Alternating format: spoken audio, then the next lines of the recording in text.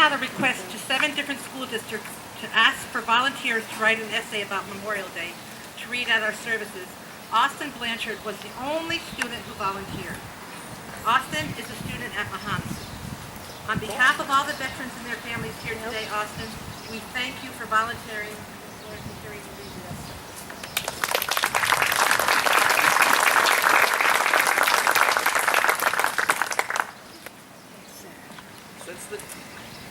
Since the days just following the end of the Civil War, Americans have gathered in late May to honor those who have lost their lives in military service to their country.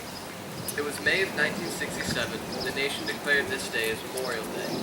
I am grateful to be here with all of you on this Memorial Day to remember all the brave men and women who have fought for me to be free. We often hear that Memorial Day was established to remember the sacrifices that were made to protect the freedoms that this country stands for. But what is sacrifice? Sacrifice implies giving up good for a higher good. Throughout the history of the United States, countless men and women have given their lives to the greater good of protecting this country. Ronald Reagan once commented that while reflecting on the commonality among all those who have sacrificed, he found the common link to be they all loved America very much. Unlike many countries, we as Americans enjoy many freedoms because of the service given by our military. We are allowed to speak freely and express our opinion without fear. We are also free to choose our paths in life and worship in any way we choose.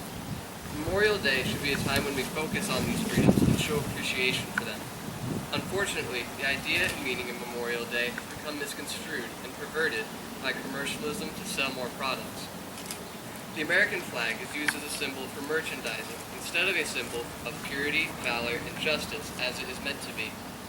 To me, Memorial Day is a day to honor the veterans who have blessed our country, a time to honor their memories, their families, and our country, a day to reflect on the heroism of all servicemen and women who say goodbye to their families and are in harm's way for many months or years, a time of celebration for all those who have come home to joyous tears, and also a day to be sure that we never forget those families who never experienced the joyful homecoming.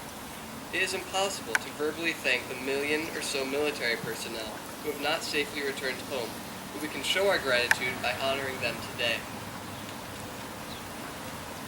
There are many of us who need to look at what we do on this extended weekend we get every year and reflect on whether we are celebrating it the way it was intended.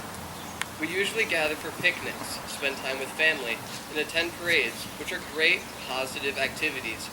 But are we taking the time to teach the next generation the real purpose of this day of remembrance? Are we bringing the children to events like this one, where they can feel and show gratitude to these veterans for their service to the United States?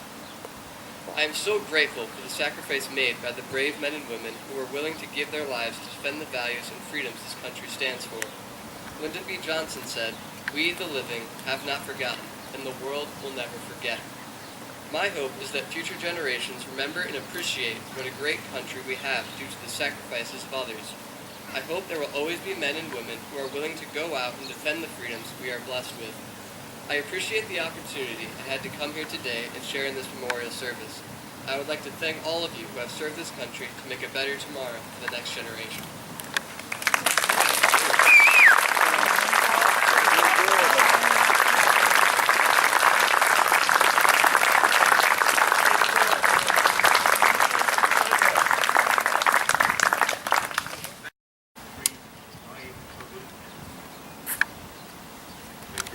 I am salute.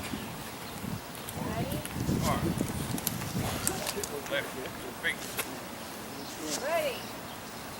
Aim. Fire. Aim. Fire. Aim. Fire.